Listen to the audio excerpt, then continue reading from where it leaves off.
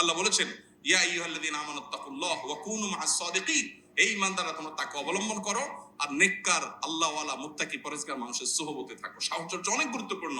পরিবেশ, নেককারদের পরিবেশ কিন্তু মানুষকে নেককার করে, বদকারদের পরিবেশ মানুষকে বদকার করে। এই জন্য সাহচর্য এবং সোহবত মানুষকে যত দ্রুত পরিবর্তন করে, অন্য কোনো কিছু এত দ্রুত পরিবর্তন করে না। এক বস্তা ভালো আলুর মধ্যে একটা পচা আলু রেখে দিবেন, ওই পচা আলুর সোহবতে থেকে থেকে আশপাশে সবগুলো পচতে থাকবে, পুরো বস্তা পচে শেষ হয়ে যাবে। এই জন্য ভালো মানুষ, ভালো পরিবেশ, যে মানুষগুলোর অন্তরে দুনিয়ার মোহ নাই, আল্লাহওয়ালা, দুনিয়ার খাই নাই, তার সাথে চললে আপনার মধ্যে মানসিকতা আসবে। বিনয়ী মানুষের সাথে চললে আপনার মধ্যে বিনয় আসবে। সোহবতের জন্য আল্লাহওয়ালা মুত্তাকি মানুষ, নেককার মানুষদের সাহচর্য অবলম্বন করা, এটা 2 নম্বর করণীয়। 3 নম্বর করণীয় আল্লাহর কাছে চোখের পানি ফেলে দোয়া করা।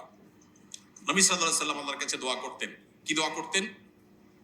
আল্লাহুম্মা আতি নাফসি তাকওয়াহা ওয়া যাক্কিহা ওয়া আনতা খায়রু মান যাক্কাহা। বহু আমরা যে টপিকে আলোচনা করছি, এই টপিকেই দোয়া। হে আল্লাহ, আমার অন্তরকে আপনি পবিত্র করে দিন, এটা পরিশুদ্ধ করে দিন, নোংরামি থেকে, কলুষতা থেকে আপনি পরিচ্ছন্ন রাখুন। আল্লাহর কাছে এই দোয়াটা সকাল সন্ধ্যা নবীজি নিবেদন করতেন, নিয়মিত আমাদের নিবেদন করতে হবে।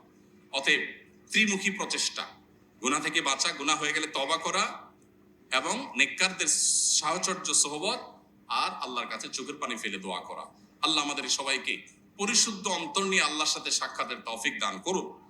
আমাদেরকে আল্লাহ তাআলা কলবে সালিম নিয়ে আল্লাহর সামনে হাজির হওয়ার তৌফিক দান করুন। রোগাক্রান্ত অন্তরকে আল্লাহ তাআলা রোগমুক্ত করার, উদ্যোগ গ্রহণ করার তৌফিক দান করুন। শয়তান আমাদেরকে অনেক কিছুই থেকে ভুলিয়ে রেখেছে। সবচেয়ে ইম্পর্টেন্ট বিষয়, আমার শরীরের সবচেয়ে বড় অর্গান, সবচেয়ে গুরুত্বপূর্ণ অংশ, আমার অন্তর নিয়ে মনোযোগ দেওয়ার, ফোকাস দেওয়ার সুযোগ আমার হয় নাই, কারণ শয়তান আমাকে ভুলিয়ে রেখেছে। বিদায় আজ থেকে সেদিকে মনোযোগ দেই। আমার সমস্যাগুলো কি কি আমি লিখে ফেলি, যে আমার ভিতরে কি কি রোগ আছে, কি কি বদরোগ আছে। আমি খাই করি, লোভ করি, অহংকার করি, মানুষকে ছোট করি, তাচ্ছিল্য করি, কি কি রোগ আছে লিখে ফেলি, এবং সেগুলো একটা একটা করে রিমুভ করার জন্য প্ল্যান প্রোগ্রাম করি। আল্লাহ রাব্বুল আলামিন আমাদের সবাইকে পরিশুদ্ধ পরিচ্ছন্ন অন্তর নিয়ে যাওয়ার তৌফিক দান করুন।